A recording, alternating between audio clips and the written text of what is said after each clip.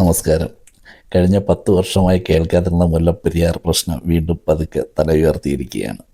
കഴിഞ്ഞ 10 വർഷമായി ആ പ്രശ്നം ചർച്ചയ്ക്ക് വരാതിരുന്നത് ആ ഗവൺമെൻറ്റുകൾ, അതായത് കേരള ഗവൺമെൻറ്റും തമിഴ്നാട് ഗവൺമെൻറ്റും എടുത്ത ഒരു നിലപാടാണ്. അതായത് കോടതിയുടെ പരിഗണനയിലിരിക്കുന്ന ഒരു വസ്തുത ഇനി പബ്ലിക്കിൻ്റെ ചർച്ചയിലേക്ക് കൊണ്ടുവരണ്ട എന്നവർ തീരുമാനിച്ചു.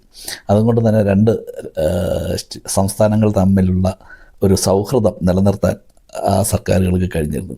എന്നാൽ വിജയ് ഗവൺമെൻറ് വന്നതോടെ വീണ്ടും അനാവശ്യമായി അതൊരു ചർച്ചയ്ക്ക് പുറത്തെടുക്കുകയും വീണ്ടും രണ്ട് സംസ്ഥാനങ്ങളിലെ ജനങ്ങളെ ഒരു ശത്രുതയിലേക്ക് തള്ളിവിട്ടിരിക്കുകയാണ് ചെയ്തിരിക്കുന്നത്. ഈ മുല്ലപ്പെരിയാറിൻ്റെ പ്രശ്നം വരുമ്പോഴെല്ലാം തമിഴന്മാർ പറയുന്ന ഒരു ഡയലോഗുണ്ട്, കേരളത്തിന് വേണ്ട പച്ചക്കറി അരിയെല്ലാം കൊടുക്കുന്നത് ഞങ്ങളാണെന്ന്. ഇത് പറയുന്ന തമിഴ് ജനങ്ങൾ ഓർക്കേണ്ട ഒരു കാര്യമുണ്ട്, നിങ്ങളുണ്ടാക്കുന്ന അരിയും പച്ചക്കറിയും എല്ലാം മലയാളികൾ കാശ് തന്നാണ് വാങ്ങുന്നത്. ഒരുപക്ഷെ നിങ്ങളുടെ മാർക്കറ്റാണ് കേരളം. ഞങ്ങളത് വാങ്ങിയില്ലെങ്കിൽ നിങ്ങളോട് കർണാടകക്കാരനോ ആന്ധ്രക്കാരനോ അത് വാങ്ങില്ല. കാരണം അവർക്കത് വിൽക്കാൻ അവർക്കതിൻ്റെ ആവശ്യമില്ല, അവർക്ക് ഉൽപ്പാദനമുണ്ട് അതിൻ്റെ എല്ലാം. അതേപോലും കേരളത്തിന് മറ്റ് സംസ്ഥാനങ്ങളിൽ നിന്ന് അത് വാങ്ങാൻ കഴിയും. നിങ്ങൾക്ക് വടക്കേ ഇന്ത്യയിലൊന്നും കൊണ്ട് ഇതിവിടെ വിൽക്കാൻ കഴിയില്ല. എന്താണെന്ന് പറഞ്ഞാൽ അവർക്കെല്ലാം ഉൽപ്പാദനമുള്ളവർ തന്നെയാണ്. അപ്പോൾ അഭിപ്രായങ്ങൾ പറയുമ്പോൾ വളരെ മാന്യമായിട്ട് തമിഴിൽ ജനങ്ങൾ പറയുന്നത് നന്നായിരിക്കും എന്ന് തോന്നുന്നു. കഴിഞ്ഞ ദിവസം മുല്ലപ്പെരിയാറിനെക്കുറിച്ചുള്ള ചർച്ചയിൽ ഒരു സുഹൃത്ത് സോഷ്യൽ മീഡിയയിൽ പറഞ്ഞ ഒരു അഭിപ്രായം കേട്ടു. എനിക്കും തോന്നിയത് അതുതന്നെയാണ്, നല്ല അഭിപ്രായം എന്നാണ്.